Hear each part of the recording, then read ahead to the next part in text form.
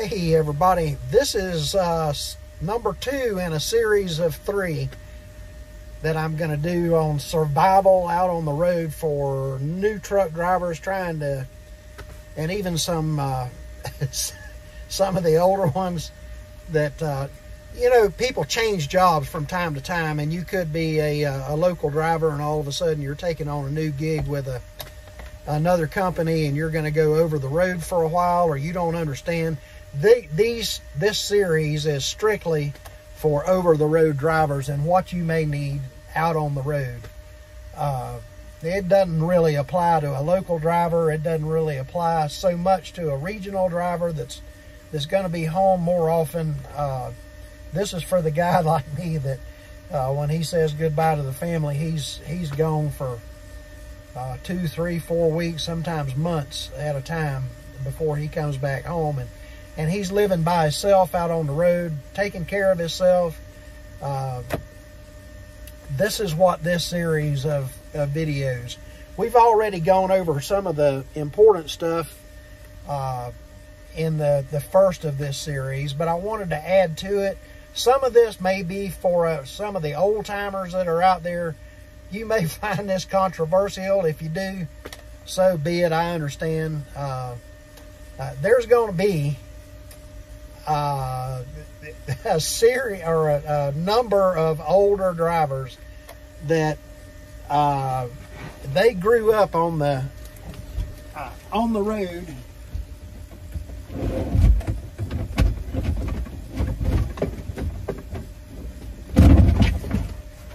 There you go. Their biggest thing on how they get around is a Rand McNally Road Atlas. And it's got anything and everything about trucking in here. All the trucking routes, all the states. And then what they do whenever they get to a city or get close, they call the customer and ask for better directions. That's what they do. That's how they grew up. It's what I used to do. But anyway, the Road Atlas. I got one. It's a 2020. See here. It's a fairly new one. It's got everything you can think of in it for truckers. They will not use a GPS.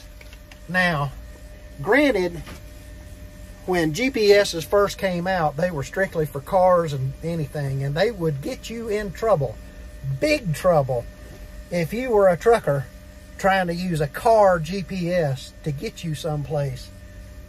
You would find yourself in a lot of places you couldn't get out of. You'd have to call a wrecker to get yourself out of it because they were not programmed for truckers. So in today's day and age, let's see if I can do this and swap it around here. Does this swap it around? No.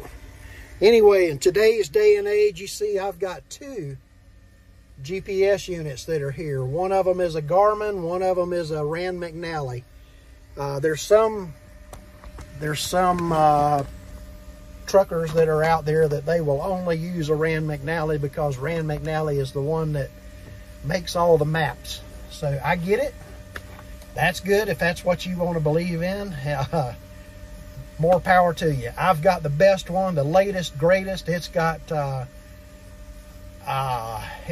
dash cam in it. It's got a Sirius XM that I subscribe to through there. That way, if I swap trucks, the GPS and the Sirius XM swaps trucks with me. It's no big deal. It's programmed into or plugged into my stereo here in the truck, and I can listen to my favorite music going down the road. The Garmin that I've got, it's also the latest, greatest thing that Garmin has. Actually, I'm finding out once I've really learned how to use the Garmin, I'm liking it a whole lot more than I like the Rand McNally. I'm finding that the Garmin will give me shorter, better routes to customers than, as far as going from city to city, they're both about equal. As far as once you get inside a city, then how you get to the customer, I tend to lean towards the Garmin. It's doing a better job. It's only on Both of these are programmed for truckers. They will only send you on trucker routes. So that's the thing that I like. Both of them are voice command. I can tell it where I want to go, and both of them will program it in and send me right there. They're easy to add things to them if I want to add something to my route, or if I want to know how far is it to the next rest stop, how far is it to the next truck stop, where can I find parking, where, you know, that kind of thing.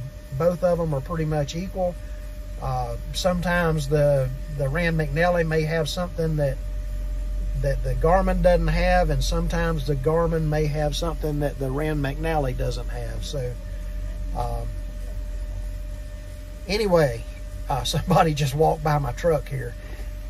A good trucker's GPS is something that you really should have on your truck. So this thing keeps hearing me talking about GPSs, and it keys in and wants to know where I want to go. So a good trucker's GPS, don't use your phone, don't use Google, although there's times whenever I get to a place and I can't find the truck entrance, I will pull up Google Maps and actually look, and sometimes I can tell where the trucker entrance is by using Google Maps.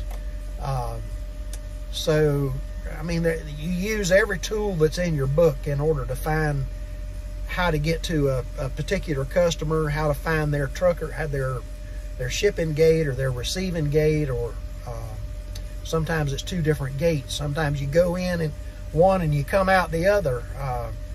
That happens too. But anyway, a good GPS, trucker's GPS, is something you really should invest in. They're not cheap. Anymore, they'll give you free lifetime updates on the maps, so you can update the maps as the roads change. They're constantly doing construction on roads, and the roads are changing. So you can get free updates through either one of those. The next thing that personally I grew up with, that this is what truckers have, all truckers have them, they talk to each other, and that's a CB radio. You want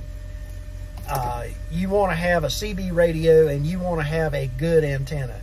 The antenna that comes built in on these Freightliner trucks absolutely sucks. I don't know whose idea it is. I don't even know where the antenna is. They've hid it somewhere. You can't talk across this parking lot using the built-in antenna on a Freightliner. The Kenworths are a lot better. They have the twin antennas out on the mirrors. No problems with that. I've driven a Kenworth for a while and used those antennas, and they work fine. Personally, I have an antenna out here mounted on my mirror. I bought the mount and I bought the antenna, and it does. I can talk from 10 or 15 miles easy. But now the CB radio that I had, it's a Cobra 29. It's one of the upgraded ones. I took it to a radio professional and had him tune it and peak it so that it's producing max wattage, and it really talks good, it receives good. Take it, once you buy the ones you buy straight out of the box, you just about can't talk across the parking lot with them. They're only 4 watts. They come that way from the factory. Take it to somebody that can peak it and tune it for you. In my case, I had all of the diodes and resistors upgraded from like 1/8 watt up to 1 watt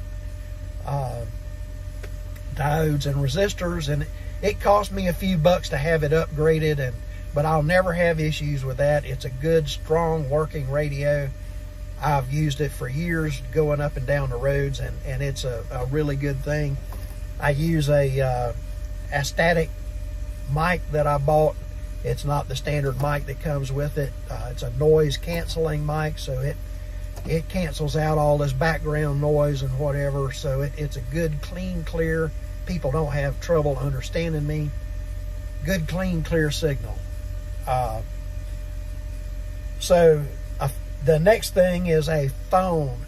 You absolutely, positively have to have a good phone. And I'm not talking about a Cricket phone. I'm not talking about one of these, you know, El Cheapo phones. You need a good phone with a good carrier that has if you're going to be an over-the-road driver, you better have nationwide coverage, the best there is. In my case, I choose Verizon.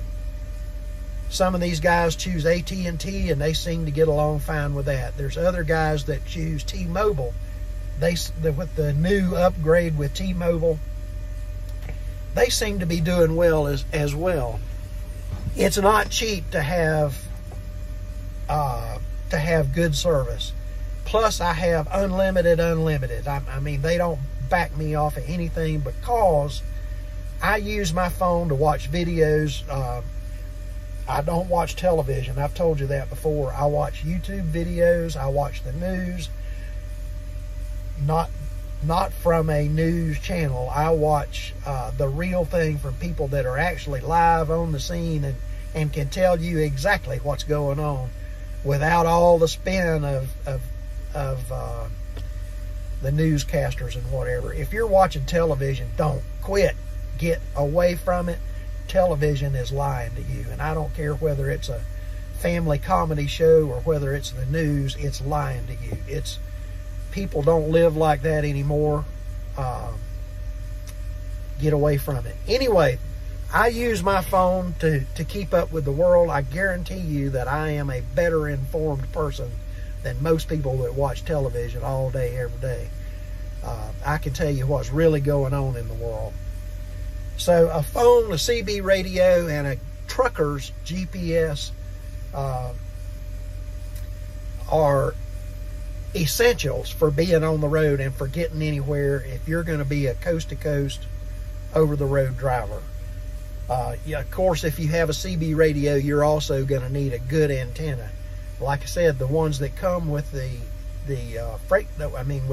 Kenworths, the twin antennas that are on them, it wouldn't hurt to upgrade them to Fire Sticks, but the ones that come with them are generally pretty good. The ones that come with a Freightliner, they suck. Don't use it. Let's see. As far as me personally, I have always had a refrigerator. I've got my own refrigerator. With Crete has a power inverter that inverts from 12 volt up to 120 volt so that you can run appliances here in the truck. Some companies don't have that. You have to buy your own inverter.